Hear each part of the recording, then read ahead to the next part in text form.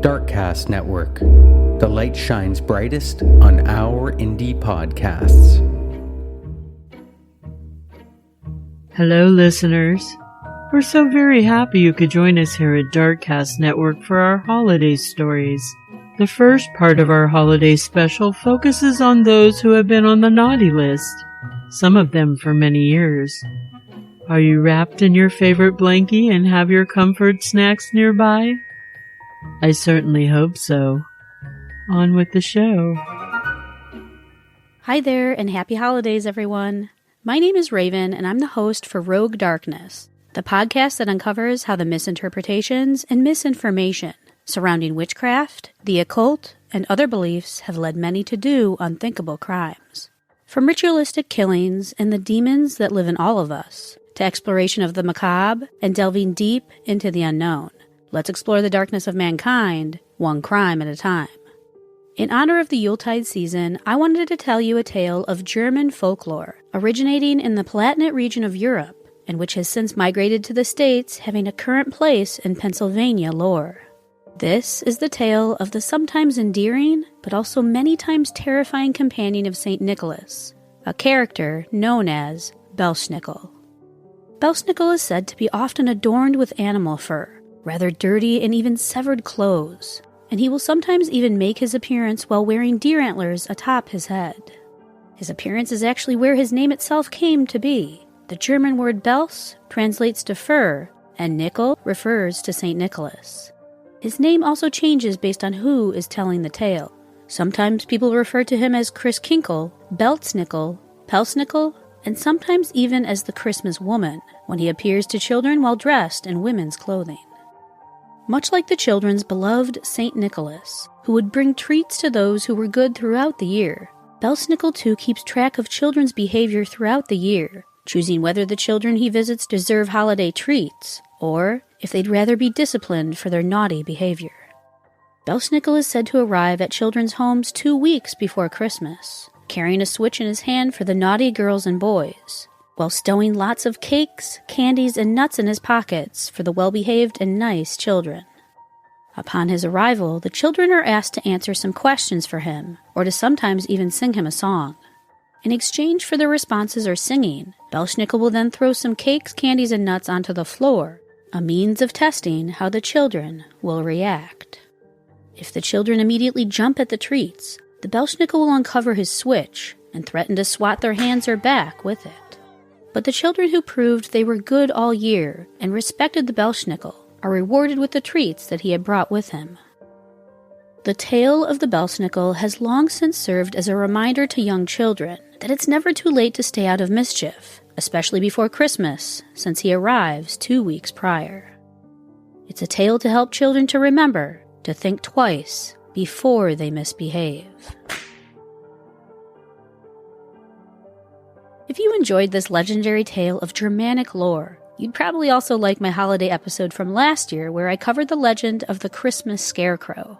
It's an eerie tale that actually has roots based on real historical events and individuals, so definitely go give it a listen. And for even more eerie episodes involving everything from lore and possible demonic possessions to ritualistic sacrifices and cult persuasion, definitely check out Rogue Darkness, wherever you listen to podcasts. Ho, ho, ho, ghoul fiends! 'Tis I, Santa Ash! Just playing, y'all. It's just Ash. I know, though. I was convincing, huh? Well, in case you're new around here, I host Creepy Tapas with my best friend, Jordan. We love being on the Darkcast Network, where we share our tiny tastes of terror with y'all every week. We dive into some crazy topics like vampires, murderous clowns, demonic possessions, and more, exploring the reality behind the fiction, as well as movies and books that are inspired by the true-life terrors. We wrap up every topic with a terrifying true crime case, all centered around our weekly theme. Today, we have a very special task. Behold, the Naughty List. Killer kids on film and in reality. Everyone we talk about today deserves coal for Christmas. Not even the foil-wrapped, crunchy chocolate kind, just the regular kind. Blah. He saw when you were sleeping what happened when you were awake. He knows where all the bodies are hid, so your soul is his to take. Nice. Well, hey, y'all, I'm Ash. And I'm Jordan. And today we're going to get into The naughty list. Kids are creepy. They do and say creepy stuff all the time, y'all. Mostly innocent, sometimes insidious. We rely on Santa and his universal naughty list symbol, a solitary lump of coal, to tell us what kids we should keep a watchful eye on. Were you ever shocked that Santa brought you a present because you were such an insufferable little all year? Kind of. He's really forgiving. I think there are some kids who kind of qualify as forever naughty, though. Yeah, I think so too. Like, no matter how hard they try, they'll never ever see another gift from old Saint Nick ever again. Some of the children we talk about today committed crimes when they were like 8 years old. God. Do they give them a little Santa Claus at the institution? I wonder if Santa visits the psychiatric ward. I'm not sure. Are you listening from a psychiatric ward? No. Write us. No. Creepytop us No. at gmail.com. No. Yes. No. March 22nd, 2016. 3 first graders at a charter school in Anchorage, Alaska were enjoying their lunch like any other day together. The group sat and enjoyed a dried seaweed snack. Gross. But this was no ordinary seaweed. This unassuming snack was unwittingly being groomed to become an accessory to Moida.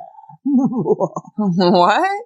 The students put their plan into action, and the first graders were ready. But then, suddenly, the school resource officer approached, separating the trio of deadly murderers, and began questioning. It was not long until the girls broke, admitting to their foul plans, which were now ruined. Parents were notified, a letter was sent out to everyone, and the girls would cement their place on Santa's forever naughty list.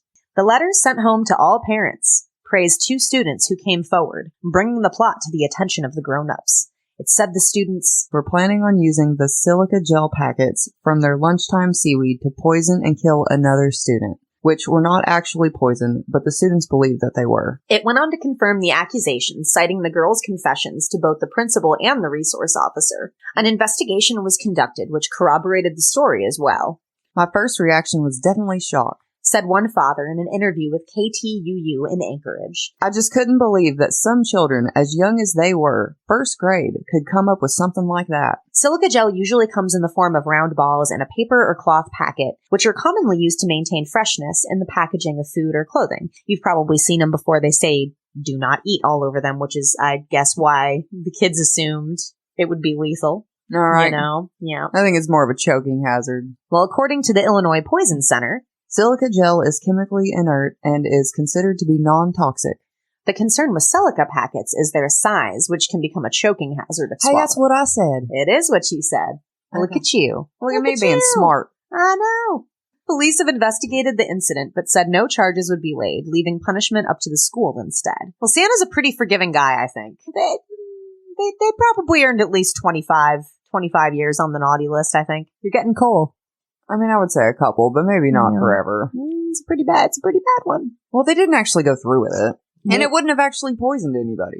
It wouldn't have worked. I feel like some people would have some plastic balls in their belly. Like, it would probably just poop out. Yeah. Anna Brackett, 85 years old, opened her door on June 14th, 1983, and she saw 2 pleasant teenage girls. They were panicked. They told her that strange men were chasing them, and they had to come inside to use the phone to call emergency. Brackett, a retired seamstress and great-grandmother, was waiting for a visit from her son, Carl, who was going to pick her up around 6 p.m. to take her to a bingo game. As he was driving toward his mom's house, he passed these 2 teenage girls that looked like they were hitchhiking on the road. He just thought to himself, silly kids, whatever, you know. When Carl arrived at his mother's house, he noticed an unsettling amount of quiet. When he entered, he found his mother's body on the living room floor, along with at least 28 stab wounds, one 4 inches deep. An autopsy would later show that she'd been beaten and strangled as well. Police that were investigating in the neighborhood found out that 2 teenage girls had been knocking on doors in the community earlier that day. There was another woman who allowed them inside, and she gave them water, she let them use the phone, but then the girls left because her husband came in the room, so they just took off. The lady would later tell the police that the girls were so creepy that she actually washed the glasses and wiped the phone receiver with alcohol. Oh, wow. Because she was so unsettled by them. You just needed to clean them off of everything. Yeah, which kind of sucks because she, ruined some evidence, but it wasn't hard for the cops to figure out what was going on. The girls were locals. Cindy was from Auburn, and Shirley was from Placerville, 28 miles away. Witnesses soon matched faces to names. Less than 12 hours after Anna's murder, detectives were knocking on the door of Cindy's house, where she lived with her mother and brother. The two of them were actually sleeping in Cindy's basement when police woke them up for questioning. Can you imagine? Nope. Being woke up by the cops. We're just having a slumber party. Don't mind us. We were just sleeping. Shirley confessed to everything. We did it. We killed her. They said they were scoring Anna's neighborhood for a car that they wanted to run away in. Anna's 1970 Dodge caught their attention. They decided they wanted to steal it. Saw she was an old lady. Perfect car. Shirley said. Just a setup. We figured we'd kill her. Scumbags. Right? Shirley Catherine Wolfe, 14 years old, scrolled in a ledger containing her most private thoughts. Today, Cindy and I ran away and killed an old lady. It was a lot of fun. Anna, unfortunately, let them in, offered them nice cold drinks, had a conversation with them, got to know them for over an hour. These girls sat with her and enjoyed her hospitality before they decided to get down to business and do what they were really there for. Then I stabbed and stabbed. I stabbed her in the neck because if she lived, she would know who we were and report us. Shirley said. Anna begged her to stop. She told them that she was dying. And I turned and I go. Good. Shirley claimed. Well, both girls appeared to actually revel in the cold-blooded murder of this kind old woman. We were going out to celebrate the fact that we killed someone just for fun. Cindy was quoted saying, they seemed like sisters, or at least old friends, but in reality, get this, they had met 8 hours before the murder. Yeah. What? Yep. They shared this crazy blind rage. They both had really, really, really bad childhoods. Sometimes I guess people find community in their pain. In the short time they got to know each other. Obviously, that was the topic. That's how they connected. Almost immediately, they started knocking on doors. Yeah. So in 1983, these two were found guilty of first-degree murder and burglary. It was a non-jury trial, and the judge took 15 minutes to make his decision. That's it. Well, yeah, they kind of blatantly said they did it. Totally. Well, and like happily, gleefully admitted to things. Kind of proud of it. Cindy and Shirley received the same sentence, 8 years in a juvenile detention facility. Both had time added for bad behavior. Shame. Yep. After studying law in prison, Cindy was released in 1992. She married, had 4 children, and has lived quietly ever since. Released in 1995, Shirley continued to have trouble with the law for a time and then dropped completely off the radar. So what do you think, forever naughty list? Yeah, probably. Yeah, you don't think Santa Claus is forgiven that? That was pretty bold. That was bold. That was very bold. And they were proud of it. They were. Jonathan George Timpson was born in an isolated Cree Indian community on December 30th, 1987. He was playful and outgoing. He had a winsome smile and a couple of missing front teeth. His hero was Zorro. He was a lot like other little boys where he had a favorite superhero. Oh. On July 8th, Charles and an unnamed 8-year-old accomplice lured little tiny Jonathan into a bush near his home on the pretext of playing a game where Jonathan had to go find a ball. Charles then leapt onto the sweet and unsuspecting child, stabbing him at least 4 times in the throat, body, and face with his mother's paring knife. He only paused when the knife became lodged in Jonathan's eye. He then used a beer bottle and a 12-pound rock, which administered the deadly blow, crushing Jonathan's skull. Then, apparently mimicking a ritual he saw in the 1991 movie Warlock, Charles tore 15 strips off Jonathan's body using another one of his mother's kitchen knives. Oh my God. Prosecutor Ritter told the judge that Charles then returned home, put the strips in a soup can covered with foil, put the can on the stove, and cooked the flesh to reduce the fat to liquid. The idea was, if you cut the fat off of a virgin, unbaptized child, then boiled it down and drank it, that it would give you the power to fly. 3 days after his death, Jonathan's butchered body was discovered in the woods by his cousin, who was part of a search party formed by local townsfolk. Charles was arrested 2 days later. After his arrest, Charles told the police that he was in the thrall of spirits when he committed the murder. I started to think about killing. Something wanted me to. Defense lawyer Barry Singer said that Charles had been deeply affected by the movie Warlock, which he viewed at least 10 times in the days leading up to the murder. Like the title character in the movie, Singer said that Charles believed he would become a son of the devil and be able to fly if he drank the boiled fat of an unbaptized male child. Singer also called psychiatric experts who testified that Charles was suffering from a serious mental disorder and that he had lost touch with reality when he ended Jonathan's life. Prosecutor Robin Ritter suggested that Charles could tell right from wrong and noted that he and his 8-year-old accomplice, which I can't believe that an 8-year-old helped him. Yeah, I know, that's wild. So the 8-year-old would not be charged because of his age, and he now lives in a foster home. They decided to kill a kid 10 days before the murder, and they actually pre-selected Jonathan as their victim. It wasn't even like it was random. No, they straight up chose him. An 8-year-old and a 12-year-old for 10 days. Like, it just, wow, that's just wild. The prosecutor also said that Charles had told youth jail staff that he'd hoped to be declared insane, so he would be sent to a psychiatric hospital, and that way he would only have to spend 2 years behind bars. Oh, God. I mean, he was just like, oh, yeah. It'll be fine. I'll just plead insanity. I'll just go away for a couple years. Well, he unfortunately did get his wish, and he was found not guilty for reasons of insanity. He's serving out his sentence, which I actually can't find the length of, but I know that he's in a psychiatric hospital. Well, as for the children who knew Jonathan Timpson, the loss was painful and troubling. When we think about this, we're just crying all the time, said Jaya Ramaya, assistant director at the daycare cooperative where Jonathan had been taken daily by his mom. Mental health experts urged the children to write short notes to Jonathan and slip them into helium balloons that ascended into the heavens. Minnie wrote, "We love you, Jonathan." Miss Ramaya recalled, "It rained, and so children noted that Jonathan's tears were falling." A Cree Indian funeral service was held for Jonathan, and he was buried in a tribal cemetery. Jonathan was just a perfect little angel. He was very quiet and well-behaved. A tragedy like this should never be allowed to happen anywhere in the world, said Miss J.D. Lloyd, who runs a daycare center for children. That's tragic. I think, regardless of what a judge decided, he is absolutely naughty listed forever and ever. Forever. What did you think, ghoul fiends? You can find Creepy Tapas and indulge in our insanity once a week. We upload every Sunday, and we're available wherever you hear your podcasts. Thanks for listening, y'all. Stay creepy. Hi, my spooky friends. My name is Brenda, and I'm the host of the podcast Horrifying History. On our show, we tell you all the dark tales that stain the pages of history. Christmas will soon be here, and this is the time of year we hear stories about love and family. But that is not the type of story that I'll be telling you all today.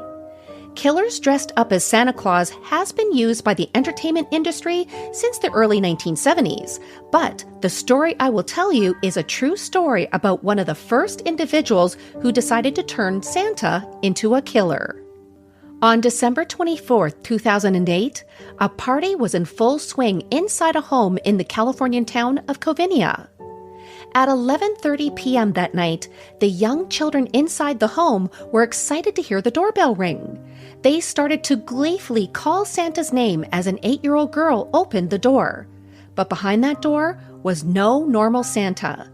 This Santa was carrying a large wrapped gift in one hand, and as the girl went to give him a hug, he pulled out 2 handguns out of his Santa pants and shot that girl in the face. This Santa was not there to spread any sort of holiday cheer. He immediately started to shoot his weapons into the group of over 20 party guests, since he was actually there to get his revenge against his former in-laws, his ex-wife, and anyone who would get in his way. As panic and fear flowed through the party goers, one person quickly realized who this Santa actually was: Bruce Pardo. 45-year-old Bruce was the recently divorced ex-husband of the homeowner's daughter Sylvia. There was not one single drop of love or goodness in his soul as Bruce shot indiscriminately at members of Sylvia's family as his very own niece lay near death in the doorway. Bruce would take 9 lives that night in what was later called the Santa shooting spree. In the days after the massacre, people started to talk about why they thought this could have happened. Some said that Bruce and Sylvia's marriage fell apart after Sylvia found out that Bruce had a secret child with disability that he cut all ties with. Others just didn't want to believe that Bruce could do anything wrong. After all, he was a regular churchgoer who would check in on his neighbors to see how they were doing. How could such a good and religious man do something like this? Well, the answer is quite simple. Bruce wasn't a good man. Survivors of this massacre reported that Bruce would stand over each of his victims to execute them at close range. As survivors ran from the scene, leaving the bodies of the dead behind, Bruce decided to unwrap the gift he brought with him. Inside was a homemade flamethrower on a trolley. It was here that he set the house on fire with a little help from 18 gallons of gasoline. It took about 2 hours to put out the fire, but believe it or not, the 8-year-old girl survived with another young child that Bruce had shot in the back. Now that the home was ablaze, Bruce had a problem. As he was surrounded with the now burning bodies of those he killed, his cheap Santa costume started to melt. It stuck to his skin as he tried to take it off. He changed into street clothes before he ran away from this death scene. Now, when Bruce was planning his murder spree, he did plan his getaway. He bought a plane ticket to escape to Canada, but due to the severity of his burns, he pivoted from this plan. Bruce decided to drive 30 miles or 48.2 kilometers to his brother's house. His brother was not home, and this is when Bruce decided to take his weapon and end his own life. Police later found his body, which had $17,000 strapped to his leg. They also found his car in the street by his brother's house. It was booby-trapped to explode if someone tried to remove the remains of his Santa suit from his car. After the police searched Bruce's property, they found multiple handguns, shotguns, a high-octane fuel tank, and bomb-making items. So, why did he do all of this? Why did Bruce dress up as Santa Claus with the goal to kill everyone in Sylvia's family? Well, we'll never know for sure, but some believe that after Sylvia divorced Bruce, he became obsessed in making her pay for the hurt he felt. He started his evil plotting, and he decided that he wasn't just going to take her. He was going to use this as an opportunity to wipe anyone she'd loved off the face of the earth. Instead of using this holiday to celebrate and show people that he loved them, Bruce decided to take this holiday to introduce his evil onto our world. We at Horrifying History wanted to tell you this tale for a reason. The Christmas season is supposed to be a time of happiness and love, not hate. It is a time to appreciate all of those who are in your life and fill your life with good tidings and joy. From the Horrifying History family to yours, may the magic of the holiday season fill your heart with joy, peace, and love. You can find Horrifying History wherever you find your favorite podcasts. You also can find us on Facebook as Horrifying History, on Instagram as Horrifying_History, and on Twitter at HorrifyingHIST1. Hello, I'm Ashley, the host of Fuck That, a true crime podcast, and today I'm going to share the story of a figure that encompasses the spirit of Christmas. As winter approaches and the days become shorter, there is a cheer that fills the crisp air.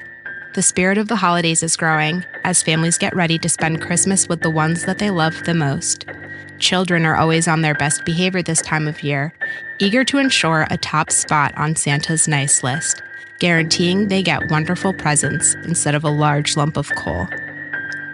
Children in Central Europe look forward to St. Nicholas's arrival once before Christmas, on the eve of St. Nicholas Day, which occurs on December 6th. The night before, children carefully place a shoe in front of the fireplace or their front door, eager to wake up to it filled with small gifts and candy from St. Nicholas himself. However, the eve of St. Nicholas Day is not all that it seems. In fact, once the sun sets on December 5th and the sky falls black, Krampusnacht, or Krampus night, begins. Late at night, while tucked cozily into their beds, young children may hear the tiptoe of Santa on their roof as he prepares to bring the children joy. But some children may hear something far more menacing, the sounds of Krampus, St. Nick's devilish companion. Krampus, son of hell, the Norse god of the underworld, roots back to pre-Germanic paganism during the winter solstice. Half goat, half devilish man, Krampus is the antithesis of St. Nicholas and Christmas cheer. Naughty young children awaken to the sound of Krampus's cloven hooves tapping, filling the once peacefully silent night with terror. The lucky ones will awaken, only to find that Krampus has taken away the small gifts that St. Nicholas had left. The unlucky children, however, will come face to face with a monster beyond their wildest little imaginations. As Krampus slowly makes his way up to their beds, children are paralyzed with fear as they gaze upon the nightmare that has come to punish them. Krampus, 7 feet tall, is covered in dark, mangled fur. His body wrapped in chains and a sack is neatly draped across his shoulder. The sack makes it easier to bring the children with him back to hell. Atop his head sits long, gnarly pointed horns with large, bulging eyes nestled menacingly below. Gripped tightly in his clawed hand is a bundle of birch rods that he uses to dole out one of his many forms of punishment. As Krampus gazes upon naughty children, he lets out a wide smile, revealing his long and pointed tongue, salivating at the thought of consuming naughty children for his dinner. That is just one of the many fates that the unfortunate may face when they encounter Krampus. Some naughty children get away with a mere beating from Krampus's birch rods. Others, Krampus takes down to the river to drown. And while many would consider those children that Krampus feasts upon as unlucky, there are some that Krampus selects to bring back with him to the depths of hell for eternity. The terrifying story of the antithesis to St. Nicholas originated in folklore as early as the 1600s. Over time, Krampus evolved into a cloven demon and was incorporated into Christian winter celebrations. While Krampus represented the menacing side of the holidays, homes across Europe and eventually the United States began to embrace him lovingly. Krampus has become an integral part of the holiday spirit in many European countries. From Krampuskarten, Krampus-themed Christmas cards filled with rhymes and poems, to Krampuslauf, Krampus runs where adults dress up as Krampus and run through the towns. The spirit of Krampus is very much alive, maybe more than the spirit of St. Nicholas. So, before you tuck your little ones into bed, remember, St. Nicholas doesn't come until it's dark out. Make sure children are safe and sound. One can never be sure if Krampus is lurking in the shadows or not, waiting to drag the children to hell.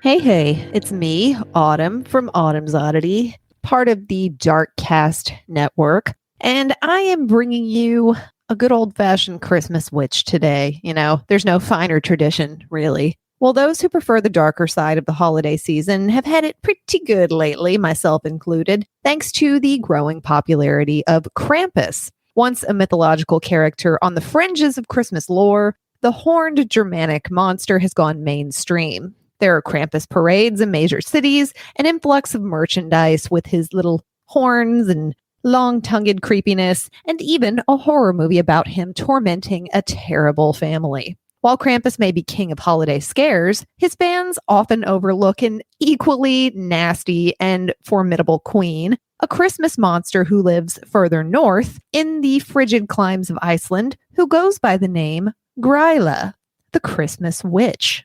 This ogress, as she is described, lives in a cave in Iceland's hinterlands, the matriarch of a family of strange creatures, launching attacks on nearby townships, snatching up misbehaving children, and cooking them into delicious stew. And that to me sounds a lot worse than putting children in bags and beating them with sticks. Terry Gunnell, who is the head of folkloristics department at the University of Iceland, says, "You don't mess with Gryla. She rules the roost up in the mountains." Tales of the Ogress began as oral accounts, with the earliest written references found in the 13th century in historic sagas and poems throughout the regions. One reads, "Here comes Gryla down the field with her 15 tails on." Like, does she have 15 tails? Why does she have 15 tails? No one explains. Down comes Gryla from the outer fields. This time, she's got 40 tails, a bag on her back, a sword/knife in her hand, coming to carve out the stomachs of children who cry for meat during Lent. Yeesh. In Iceland, the midwinter holiday known as Yule, which is a version of the Old English and Old Germanic word Yule, which describes this time of gathering together, feasting, and celebrating. It's essentially the same thing as Christmas in the United States, Hanukkah. It evolved into modern Christmas. Makes sense, right? It's generally darker than in the United States, and not just because, the sun barely comes out that time of year. According to Gunnell, the earliest celebrations of the seasons, or of that season, were viewed as a time not only to bring together relatives, both living and deceased, but also elves, trolls, and other magical/spooky creatures believed to inhabit the landscape. Sometimes these figures would visit in person as masked figures going around to farms and houses during the holiday season. And this is giving off kind of a Halloween vibe to me. Gryla, again, whose name loosely translates to growler, pretty metal, right, would be among these, showing up with a horned tail and a bag into which she would toss the naughty children.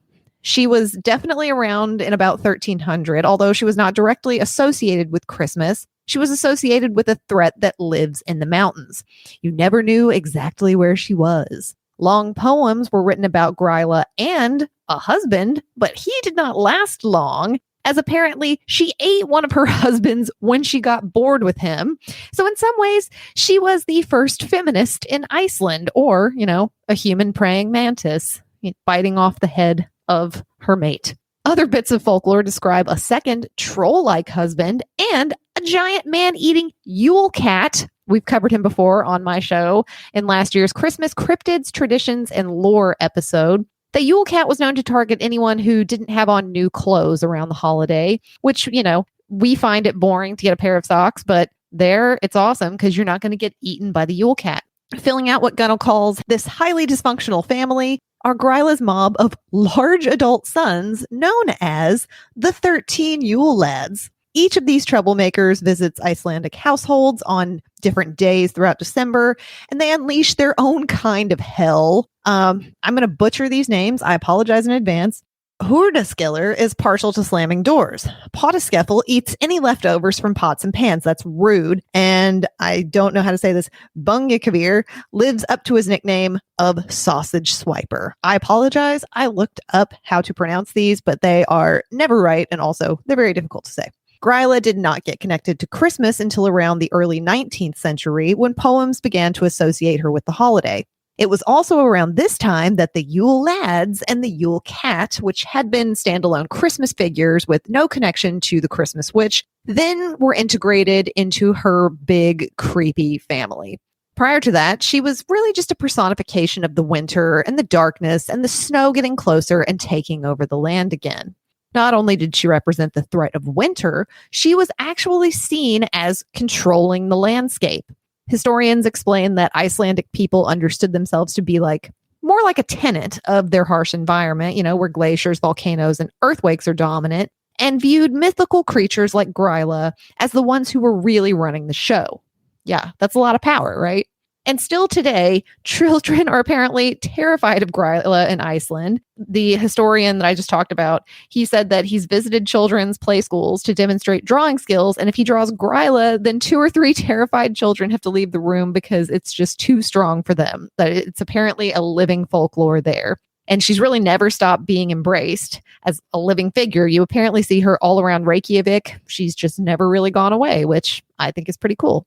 Europeans love a good Christmas witch. There are many. I don't know if any more will appear on this list. You'll just have to give it a listen. I love a good Christmas witch too. And while Krampus is king of the holiday scarers, old Gryla is the queen. All hail Queen Gryla. Welcome, my friend, to a dark holiday story. My name is Keely. I am the host of a true crime and paranormal podcast here on the Darkcast network called Misty Mysteries. And the story I'm bringing you today involves the murder of a family on Christmas Day.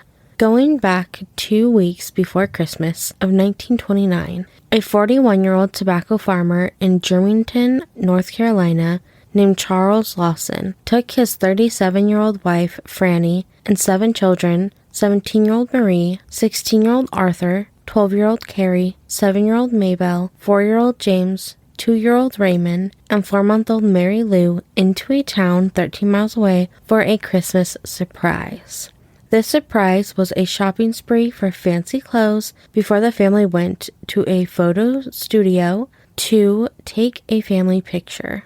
The surprise was surprising to not only his family but the community. The Lawson family weren't struggling, but they were not well off. Most families at this time, living off of what the Lawsons did, never got to have pictures taken due to how expensive it could be, especially after buying all new clothes for such a large family. The Christmas surprise seemed very unusual to many people, especially for those learning about this case today, knowing that on Christmas Day, Charles did the unthinkable to his family. December 25th, 1929, started off with Marie waking up early. She needed to get started on her 2-layer cake she was baking and icing for the family's festivities. While Marie baked, Arthur was sent to town to go get shotgun shells for their family's traditional Christmas rabbit hunt. And the 2 middle girls, Carrie and Maybelle, were on their way to visit their aunt and uncle's farm. Carrie and Maybelle would sadly never make it to their aunt and uncle's farm that day. The 2 girls were the first to fall victim to Charles' senseless attack on his family.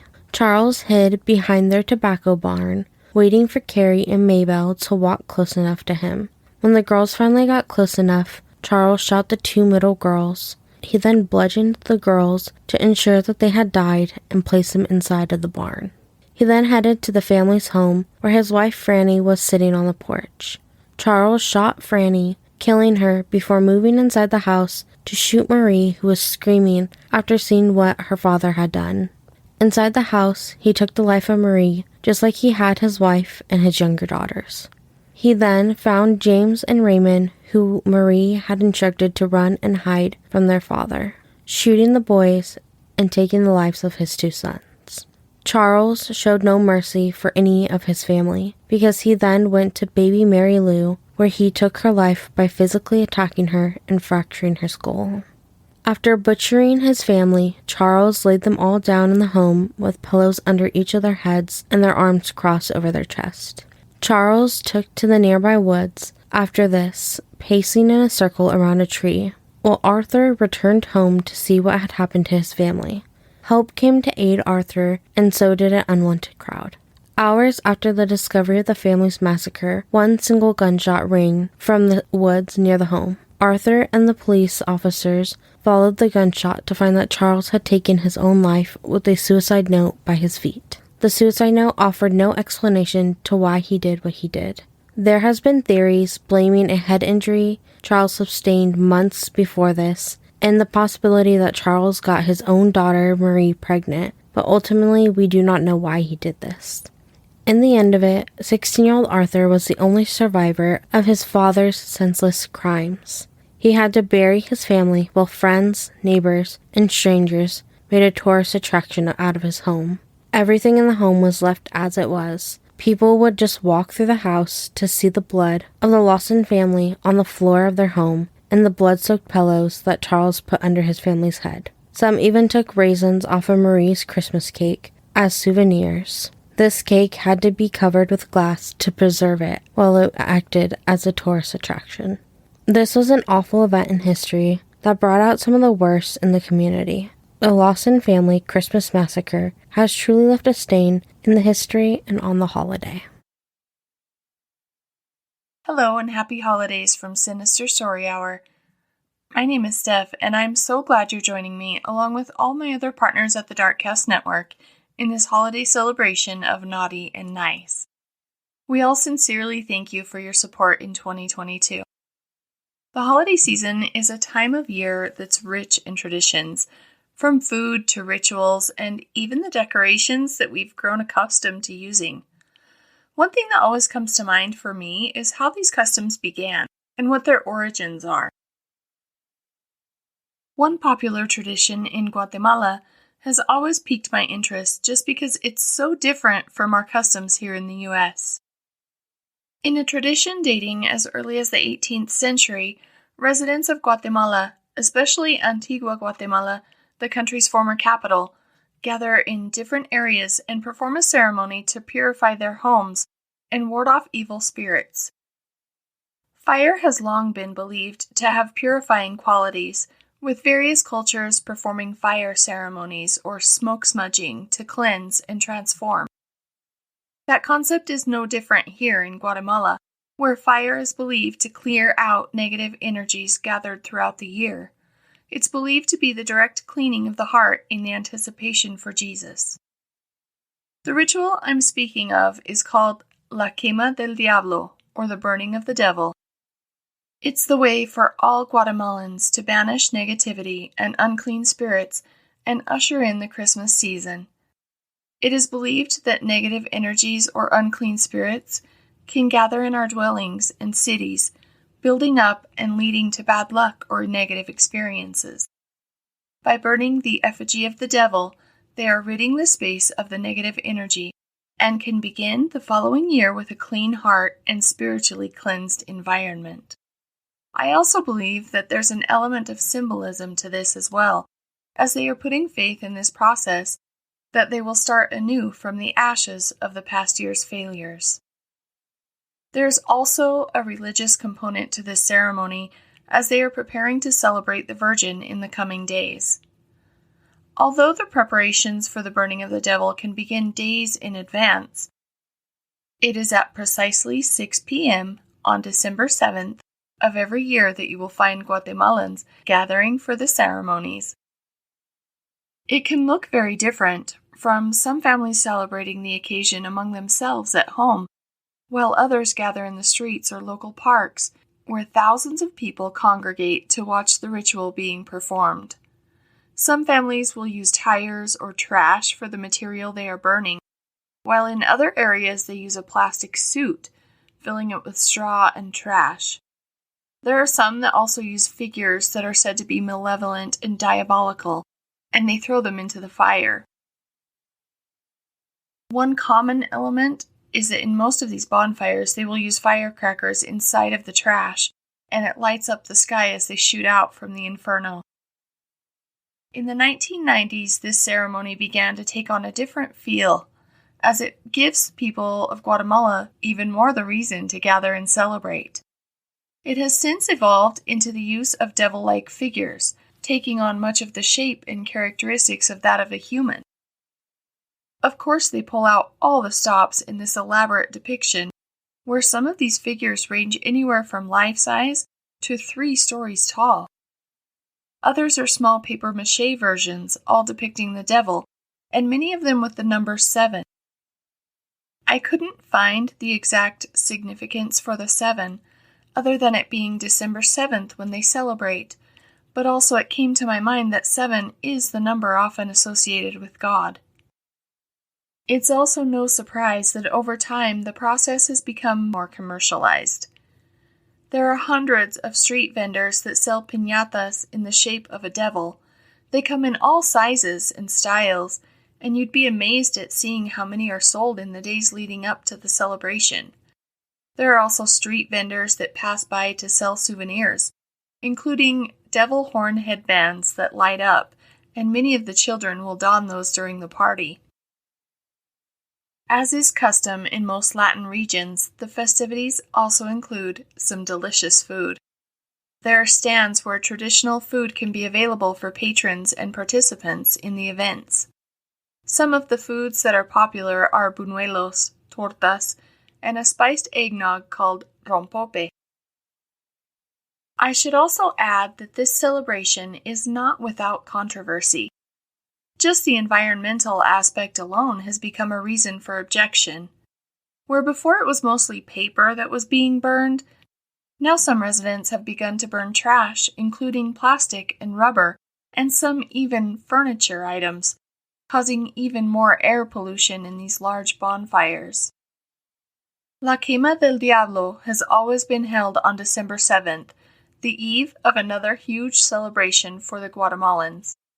December 8th is the day they observe the Feast of the Immaculate Conception, where the Virgin Mary is celebrated.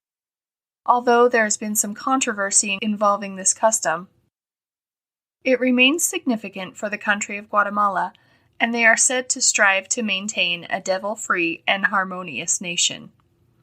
Thank you so much for joining me. I love to learn of other cultures and customs, so if you've experienced La Quema del Diablo, I would love to hear about it. Once more, happy holidays from Sinister Story Hour and the Darkcast Network. Hello, my name is Jasmine Castillo, and I am the podcaster and the voice behind Hands Off My Podcast, a true crime podcast for the lost voices of family, friends, from the people of color community. They have the stories of their loved ones that are missing, murdered, human trafficked, as well as trauma survivors that share their stories of their lost loved ones. Mexican folklore is filled with twisted tales of wild beasts, often served up with a pinch of Aztec mythology weaved in, As with many other cautionary folk tales and legends, some grandparents and parents tell the lechuza tale to children to keep them safe and in the house at night. La Mujer Lechuza, or the Owl Witch, is favored in Hispanic folklore. The stories tell of the witch who can transform into a large bird after dark, commonly taking the form of an owl. For decades, sightings of these human-sized owls have been reported throughout Mexico and southern Texas. The origins of the lore of Lechuza started centuries ago, and it is rooted in Mexican and Tejano folklore. Some believe that Lechuzas are women who were murdered by their lovers and live to seek revenge on those who wronged them. Lechuza is thought to control the souls of men and bring them to their deaths. Though it is true, intentions are often unclear because she makes deals with both good and evil people. The Lechuza is not necessarily malevolent. She merely does what she must do to survive, though she usually takes an interest in activities that are dangerous or forbidden by others. It is said that the Lechuza does not usually allow herself to turn into an animal unless fit for money, because she would otherwise lose her powers. Also, if the head of the Lechuza changes, so does her power and strength. The worst part about it is that there isn't just one Lechuza, but rather an entire cabal of women who have the ability to shapeshift into owls. There's a chance that they can hunt in packs. So basically, Lechuza is a huge owl lady who kills bad children or drunkard men. A story that captures a little bit about the tales of the Lechuza and its sightings. One night in San Antonio, Texas, 3 women were driving back from the marketplace. As they merged into Highway 191, they saw a large owl swoop in towards the side of the car. They tried to keep their distance, but it chased them upwards to 70 miles per hour. At this point, the car suddenly died, but they managed to pull over to the side of the road before it stopped completely. The owl was nowhere to be seen. After a few tries, they got the car started again. Once the headlights came on, they illuminated a large human-sized owl sitting on a telephone pole. It watched them intensely. Frightened, they quickly drove away. After arriving home, the driver told her husband about the incident. "Well, it must be the Lechuza," he said. La Lechuza is a Spanish phrase meaning the owl. Maybe this doesn't sound frightening so far, but La Lechuza is no ordinary owl. No, she is a shape-shifting old woman who becomes a giant owl with 15 feet wingspan in the face of a woman. And to up the antes in creepy factor, the woman is bruja, or witch, with revenge on her mind. You see, she was a curandera, a healer, practicing white magic. But people in her village were frightened of her powers and killed her.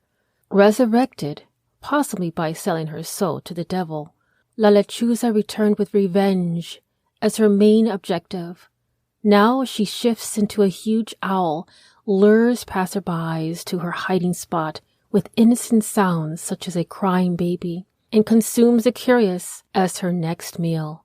Her favorite victims, it is claimed, are intoxicated men. Throughout folklore, large flying creatures appear often. Stories like the Mothman of Point Pleasant and the Birdman are described in Native American myth. Both have similar characteristics, and witnesses' reports are in the thousands. These kinds of creatures are eerily common. On the American side of the border, there are many indigenous communities who have similar legends of gigantic birds collectively classified as thunderbirds. These huge nocturnal birds are in the oral histories of the peoples of the Southwest and the Pacific Northwest, and can be found among the Algonquin, the Ojibwe, and Winnebago. According to people who have claimed to see the La Lechuza in real life, these witches have the ability to drain a car's battery in order to render persons helpless on the road. One of the stranger aspects of the Lechuza legend is that her strange tie-in with storms. Mystics believe that their owl witches are capable of causing thunderstorms out of the blue. According to Tejano's tales, if you notice strange thunderstorm pattern in your area, a Lechuza might be linked to it. No one knows why stormy weather is so deeply tied to these witches and why it's linked to birds. One of the more positive rumors about La Lechuza deals with the people she chooses to attack. According to this rumor, La Lechuza only attacks people who have done evil things to women or have evil in their hearts. If you see a Lechuza and she doesn't attack you, it means that she's there to warn you of tragedy.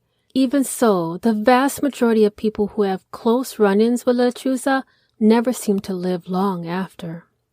Her trademark noise isn't a hawk-like screech or an owl-like hoot. Most often, the whistles occur in batches of 3.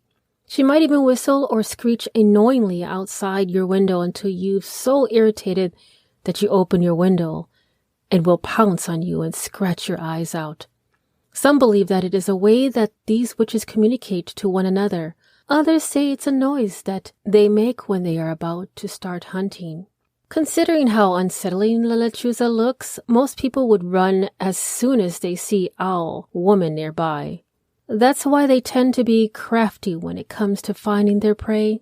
To lure people into traps, La Lechuza hide up in the treetops and start to mimic sounds of an innocent creature in need of help. Sometimes when they hunt, they will sound like a baby crying. Other times it will sound like a kitten stuck in a tree or a puppy barking. People who are foolish enough to venture into the woods after hearing those sounds are never seen alive again. If you believe the rumors to be true, there are ways to ward off these creatures. If you shoot at it and it doesn't die, you die instead. If any part of Lechuza touches you, even a feather from its wingtip, you will die. If you dream about the creature, that means someone in your family will die. In many stories, the Lechuza has been killed, but when the sun comes up and the body of the bird transforms back into the body of a haggard witch, there are several things you can do to ward off an attack of the creature. Hanging a rope with 7 knots in and outside your front door or on your porch shows the creature that you acknowledge and respect it and will leave you alone. Or, if you see the creature flying at you, an attack can be repelled with a combination of salt and chili powder thrown into the Lechuza's face. Line your home with salt. For some reasons unknown to us, salt is universally viewed as a material capable of warding off evil. Unsurprisingly, Lechuzas can't stand salt. Placing some nearby will prevent them from lurking near your home.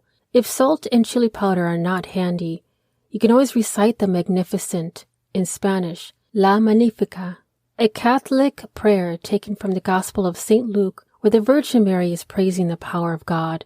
It is also called the Canticle of Mary, and it celebrates the Visitation, the second joyful mystery of the Holy Rosary.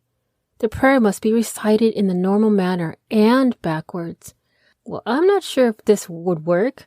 How much time would there be to say this prayer forward and backwards if a massive bird came out of the sky and was swooping down on you?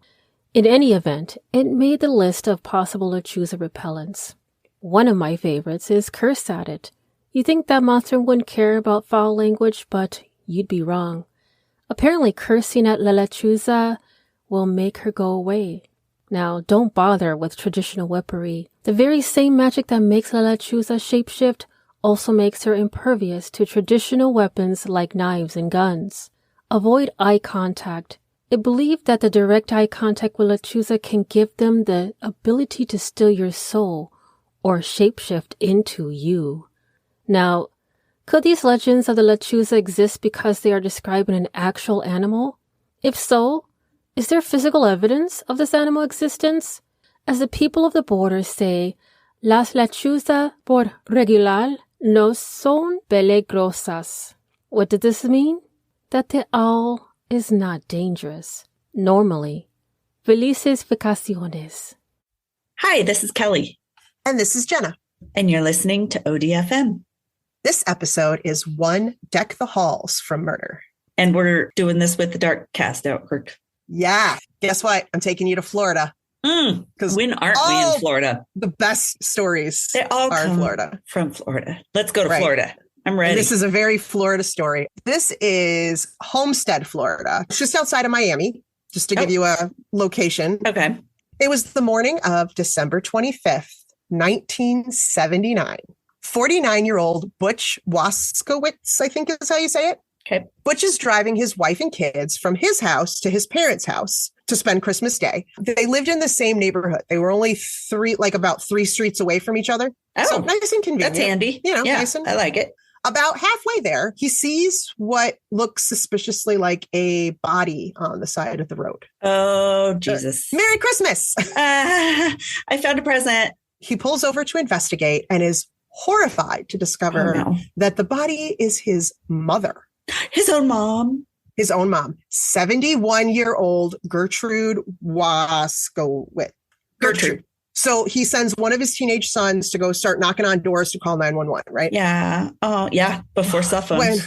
Yeah, right. This is pre-cell phones. Absolutely. But he probably had to knock on a couple doors because it's like Christmas Day. Like people, are people even home? You know. Oh. So when police do arrive, they instantly assume Gertrude was the victim of a hit and run. But there were the things you would see. There were no tire marks or other telltale evidence you would normally see of a hit and run. But, and she didn't look like she was shot or something. Nope. Oh, God. But several feet away in some dirt on a lawn, there were like these 3-inch wide marks in the lawn, possibly dirt bike. Still really weird. That makes sense. Plus it was on the lawn. So it was like, well, someone would be in the street. Like I don't know. Like they had an accident and somehow knocked her over or something. It was very, very strange. Yeah. So the first thing investigators do is, of course, interview the family. The night before, on Christmas Eve, I'm going to try this again. Waskowitz family had gathered at the home of Butch and his wife, Patsy.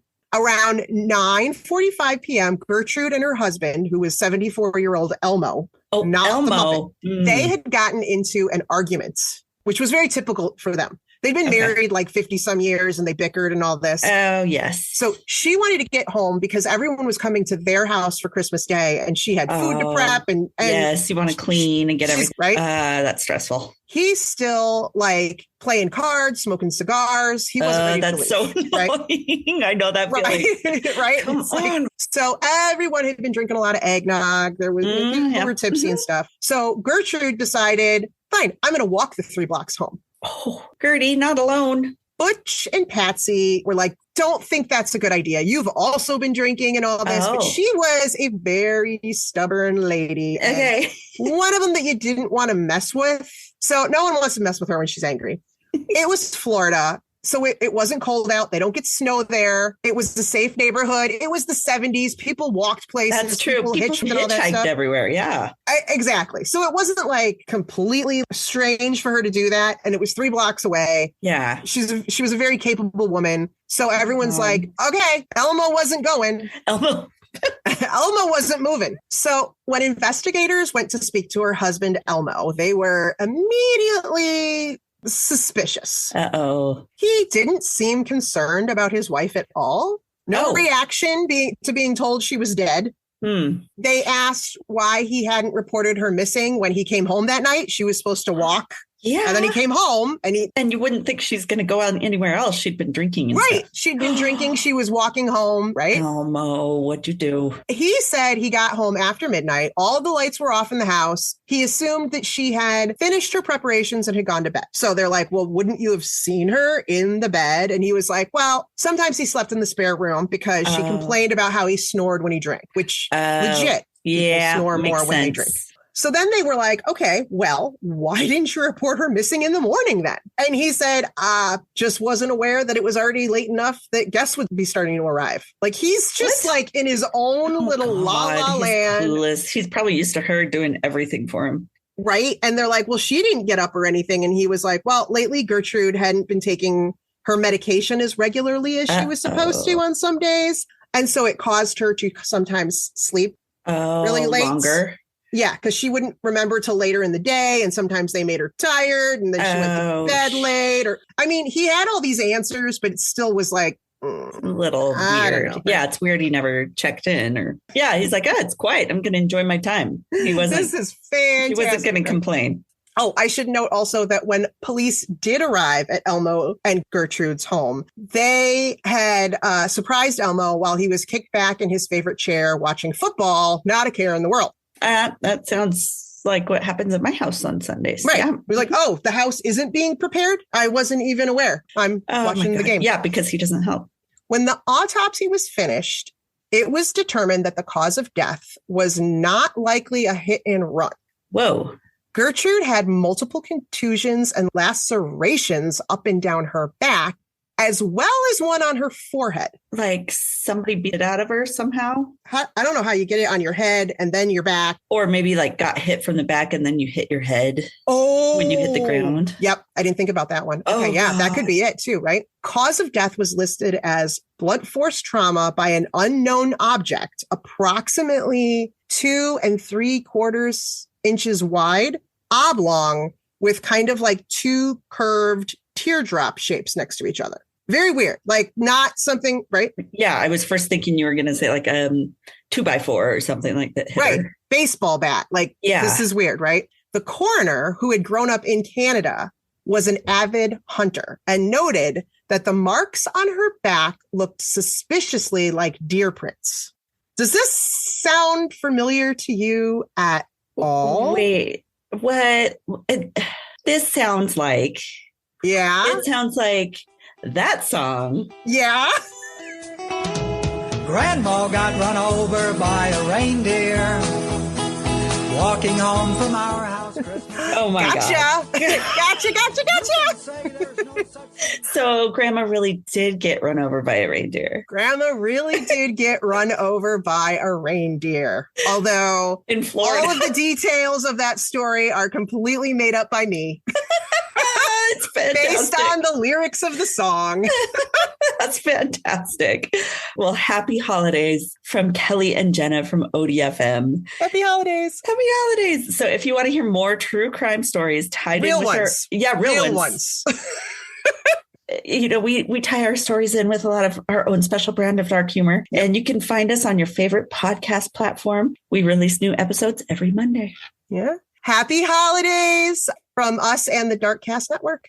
Hello, everyone. This is Regina King, and sitting all the way in Portland is my ever beautiful partner.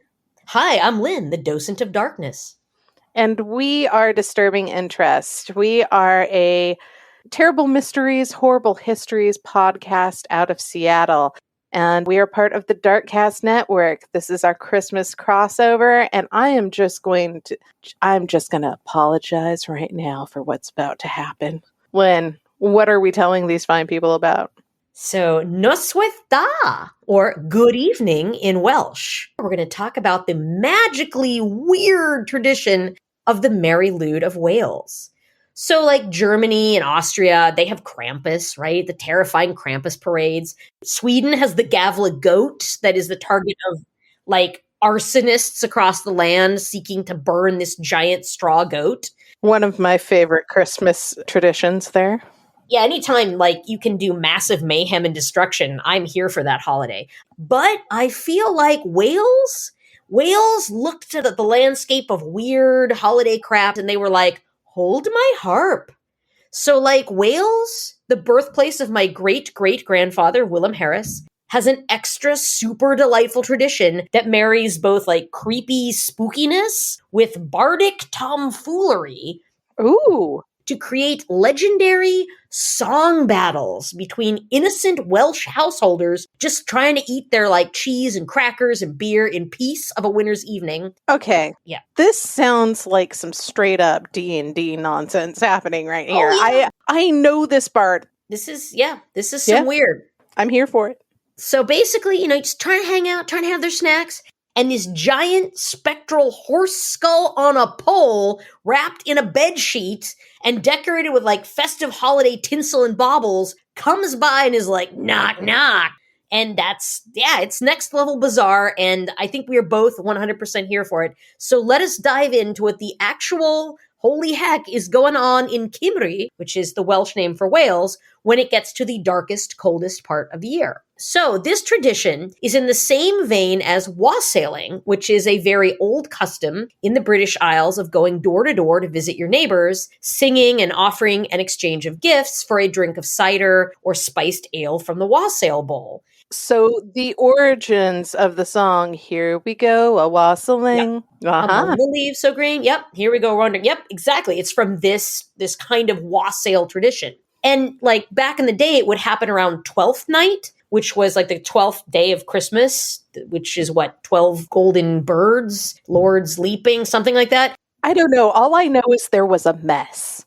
Yeah, you should not give people that many birds. Like, please don't give me that. No, not even for Hanukkah. Like, I'll even take 8 days of underpants before I will take 12 days of random birds. I don't care if you put down a plastic cloth before giving me said bird. That many geese, that's a lot of hissing. The geese are mean. Geese are very mean. So this normally, like this kind of wassail thing would usually happen in early January. And now that tradition has been replaced in modern times by caroling, which also takes place also earlier in the kind of 12 days of Christmas cycle, usually before and right around Christmas itself. So like instead of, I don't know, hits from the communal ale bong and rowdy drunken songfests, you get all the Dickens carolers showing up at your door singing Little Drummer Boy. That's kind of the tradition that we're coming out of. But Wales was like, you know what? Let's get real weird with this. So the earliest instance of this tradition of the Merry Lude was recorded of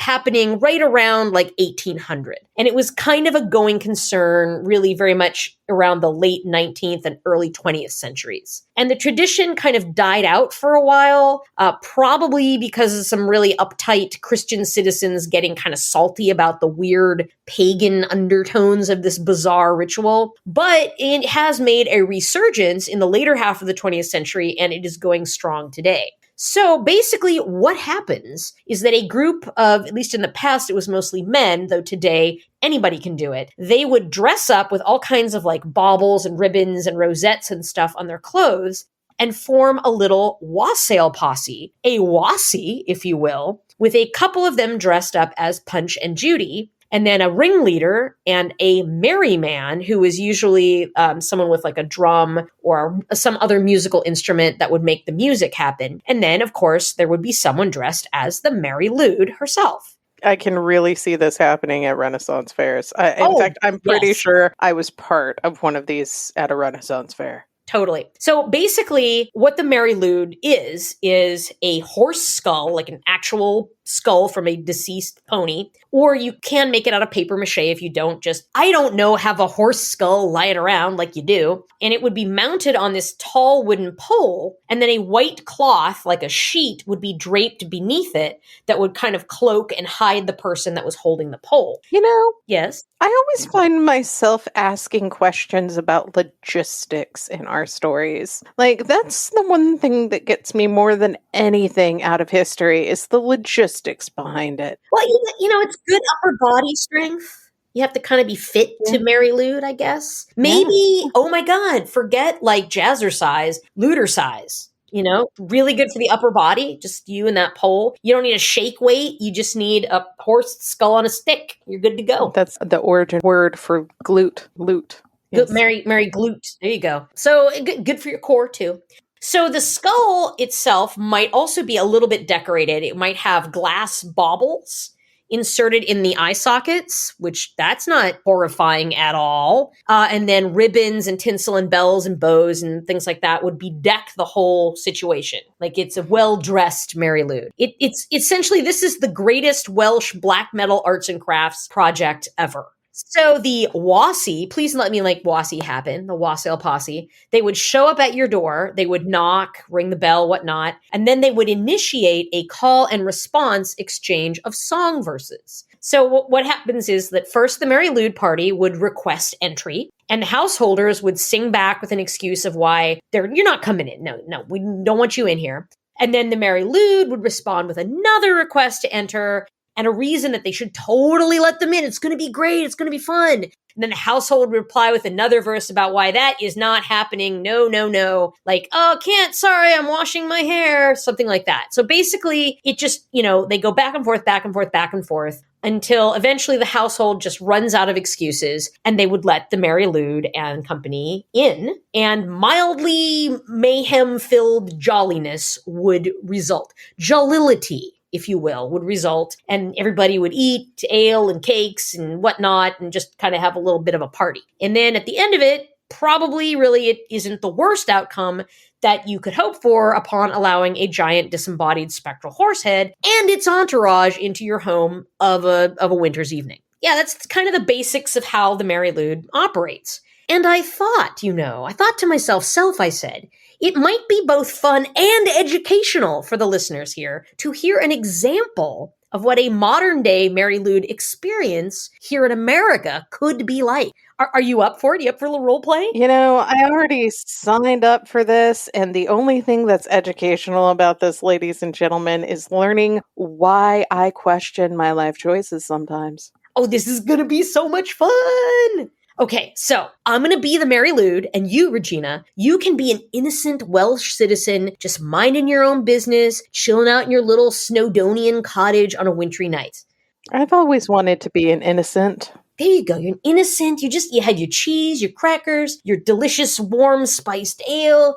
You're having a nice night in. And then, knock, knock.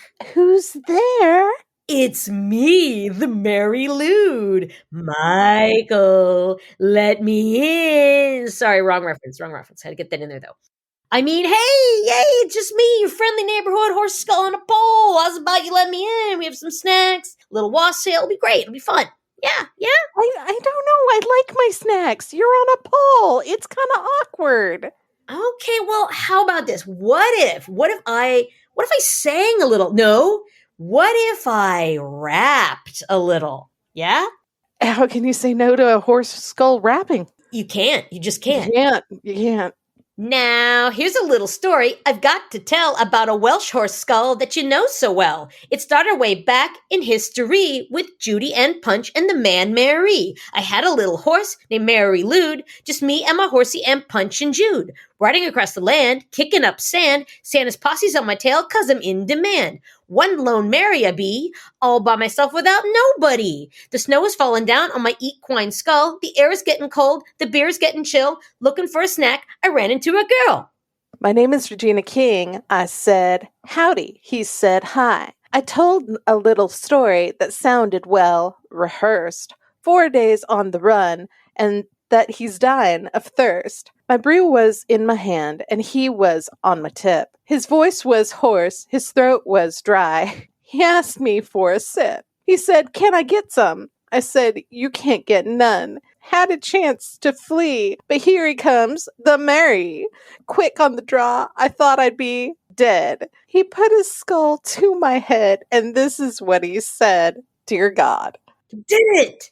Now, my name is Mary Lude. I got a license to wassail. I think you know what time it is. It's time to get ill. Now, what do we have here? A Welshman and his beer. I run this land. You understand I've made myself clear. We stepped into the wind with my skeletal grin. You think the story's over, but it's ready to begin. Now, I got the rap.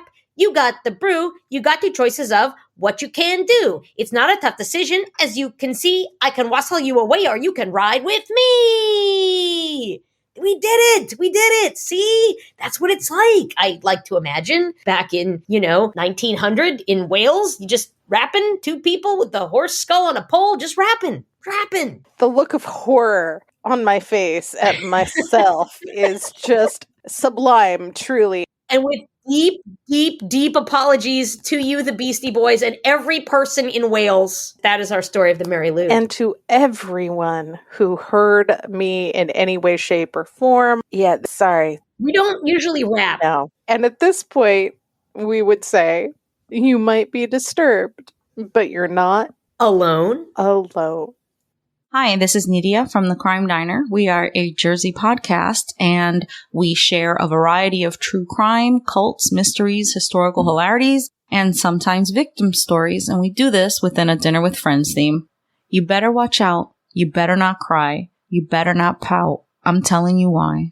Père Fatard is coming to town. In the U.S., when a child is naughty, Santa will leave a lump of coal instead of a gift. But misbehaving children in northeastern France have a bigger urgency to behave.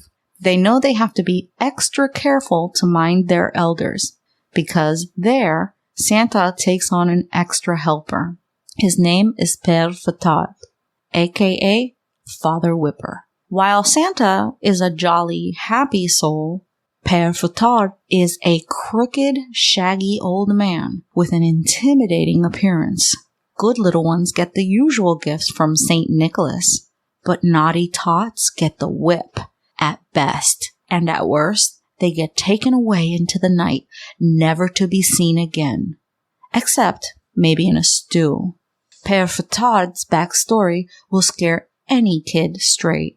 Legend has it, it all began when Père Fouettard, a butcher down on his luck in the hunting department, found 3 little boys lost in the forest and decided they would be the catch of the day. He hunts them down and chops them for meat to sell in his shop. When St. Nicholas stops by the butcher shop for meat, Père Fouettard tries selling him the boy meat.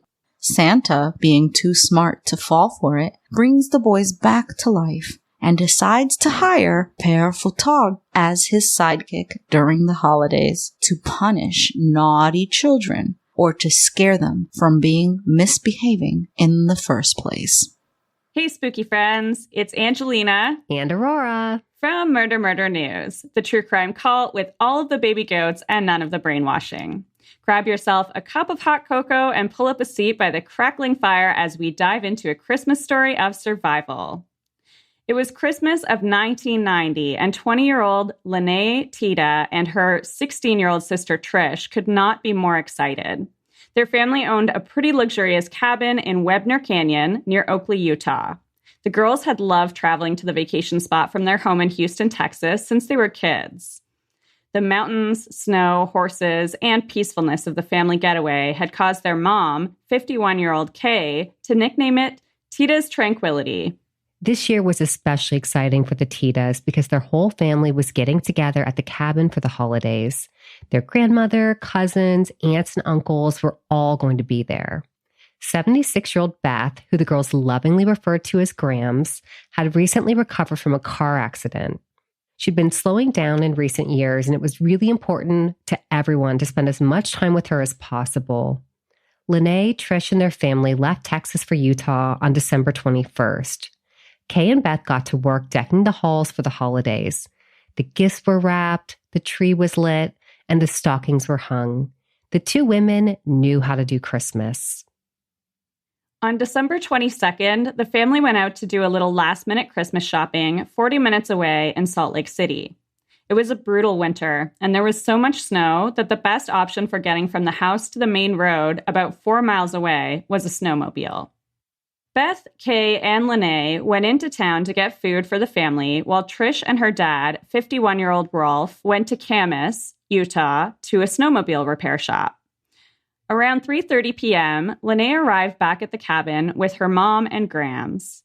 The weather was frigid, and Lene couldn't feel her fingers. She rushed inside to warm up her hands under some warm water so she could help Beth and Kay carry in all the bags. As she headed up the stairs, she saw a flash of gray dart across the kitchen. If it was one of her cousins ducking behind a door to jump out and surprise her, she was ready for them. A moment later, a man with frizzy hair came out from around the refrigerator, gun cocked and pointed at Lene. This was not her cousin. The man told her to sit down and be quiet. Just then, another man with dark hair and thick glasses came down the hallway towards them. Pointing a gun at Lene, the man asked if anyone else was with her. She replied that her mom and Grams were outside, just as she heard them coming up the stairs to the front door. Kay pleaded with the man, asking what she could give them. She offered to get her purse and write them a check. As Lene looked around the room at the scene, she noticed the 2 men had already scavenged the cabin. They had opened their Christmas presents. They had gone through the kitchen and helped themselves to food. 2 rifles sat resting against the couch. Without warning, the one with the frizzy hair shot Kay in the chest. Next, he shot Beth twice in the head. Lene watched as her mom and Grams died on the ground of their once tranquil cabin. Lene started to pray and was told by the frizzy-haired man it wouldn't help because he worshipped the devil. Meanwhile, Trish and Rolf were still in Camas at the snowmobile shop. Suddenly, a wave of terror washed over Trish. Something was wrong. She told her dad her fears. Maybe Grams had fallen off a snowmobile. They called the cabin, but there was no answer. Back at the cabin, the killers were angered by the phone ringing and took it off the hook. The next time Trish tried calling, the line was dead. Rolf and Trish rushed to get home to check on their family, worrying that Trish's bad feeling had been warranted. Lene pleaded for her captors to just leave, and she wouldn't tell anyone. They told her there was too much evidence to tie them to the scene. They had to burn the house down. They dragged the bodies of Kay and Beth out onto the patio and forced Lene to pack a bag of her belongings. Lene didn't know what the two assailants were planning to do to her, but she knew she needed to get out of the house fast or they would kill her dad and her sister. She packed as fast as she could, but Rolf and Trish had hustled back to the cabin, fearing something was wrong. As they pulled up to the house, a tall man in a ski mask jumped out with a gun. Trish's first instinct was that this was one of her cousins playing a trick on her. The masked man escorted Trish and her dad into the garage and told Rolf to take off his snow clothes. The man with the frizzy hair ordered the man in the glasses to shoot Rolf. The man with the glasses froze, seemingly in fear, so the man with the frizzy hair shot Rolf in the head himself. They poured gasoline on Rolf and around the garage. Then the men poured gas around the rest of the cabin before setting it alight. The two men forced Lene and Trish to drive the two snowmobiles while they rode on the backs. That's when Trish's survival instinct kicked in. Her mom, dad, and Grams had all been murdered. She was going to save Lene, and she was going to save herself. She began plotting. She had a fair bit of experience driving a snowmobile, and she believed she could get enough speed coming around a corner to throw one of the men off the back, perhaps even into a tree. But what would her next move be? She worried the man with glasses wouldn't hesitate to shoot her sister as she drove the other snowmobile. Along the road, the girls spotted their Uncle Randy, who had stopped on the shoulder. He wondered who the men were riding along with his nieces. Had they brought boyfriends to the cabin this year? To his surprise, the snowmobile zipped past him without waving or even slowing down. Trish and Lene had seen their uncle, but didn't want to risk Randy's life by acknowledging him. They made the decision to leave their uncle and deal with their captors alone. Lene, Trish, and the two men made it back to the place where the family car had been parked. The men forced them into the back seat at knife point. They drove past Uncle Randy once again, and again he noticed the girls in the car with the two strangers. He motioned for them to stop. Trish tried to give Randy a look to let him know something wasn't right without alerting the kidnappers. Randy felt like something was amiss, but not knowing the girls were being held at knife point, he decided just to continue down the road towards the house. And then he spotted something even stranger. A man was riding down the canyon on a snowmobile in just jeans and a shirt in the freezing cold. The man was also covered in blood. It was Rolf. Rolf had managed to get up, even with his gunshot wound to the head, but as he moved from the garage back into the house, he caught on fire. He managed to put out the fire in the shower, but after discovering the bodies of his wife and mother-in-law, he knew he had to go save his daughters. He managed to get on a snowmobile and head towards the main road. That's when he ran into Randy, who could not believe what he was seeing. Rolf told him what had happened, and Randy helped him into the back seat of his vehicle. Randy had a cell phone, but there was no cell service in the canyon in 1990. He raced towards the main road, trying repeatedly to call 911. No reception. Miles down the canyon, Randy caught up to his nieces in the car. He didn't know what to do. He didn't want to alarm the killers, fearing they would shoot Lene and Trish. Could he somehow run them off the road without endangering the girls? Suddenly, the call went through, and Randy connected to a 911 operator. He told them his nieces had been kidnapped and where the car was heading. Just as he requested an air transport for Rolf, the call dropped. He soon made it to a gas station in Oakley and called again. At this point, Lene and Trish were still in the car with their captors, who had made it to the main road and were heading towards Camas. A police car approached from behind, then drove on past. Soon, a second police car passed, then turned around to pursue them with their lights flashing. A 90-mile-an-hour pursuit began, but the killers lost control of the car. They drove off the road into an embankment. Fortunately, the girls were okay. A helicopter arrived for Rolf, who ultimately survived his gunshot wound. The killers, eventually identified as 25-year-old Vaughn Luster Taylor, the one with the frizzy hair, and 21-year-old Edward Stephen Daly, the one with the glasses, were each charged with 2 counts of first-degree murder, 1 count of attempted first-degree murder, and 2 counts of aggravated kidnapping. They were also charged with aggravated assault, theft, arson, and failure to heed to a police signal to stop. Lene, Trish, and Rolf all testified against Vaughn and Edward in the trial. In May of 1991, Vaughn pleaded guilty and was sentenced to death. Edward was convicted of second-degree murder and sentenced to life in prison, where he still is today, and it's unlikely he will ever be paroled. Vaughn remains on death row while working to appeal his sentence. Rolf, ever the hero, rebuilt the cabin after the fire. For the family, it was better than ever and still remains a place of healing and tranquility for Lene and Trish. Rolf recovered from his injuries but passed away in 2008 at the age of 69 from cancer with his family by his side. Lene married her childhood sweetheart Nathan, who she says changed her life. They now have a blended family with 9 children between them. Trisha is a mother of 2 little girls. She said that when she looks into their eyes, she sees both her mother and her father. She says that the incident in 1990 doesn't define her, but has helped to make her who she is today. For more on Lene and Trisha's story, be sure to check out our sources, which were Surviving Evil and 48 Hours. We hope you enjoyed this story, and we hope you're all safe and sound around with the ones you love the most. If you find yourself with some time to kill this holiday season, check out Murder News wherever you listen to podcasts, and we'll help keep you company. New episodes come out every Friday, each one featuring a story from the corresponding week in true crime history, told from a victim-first standpoint.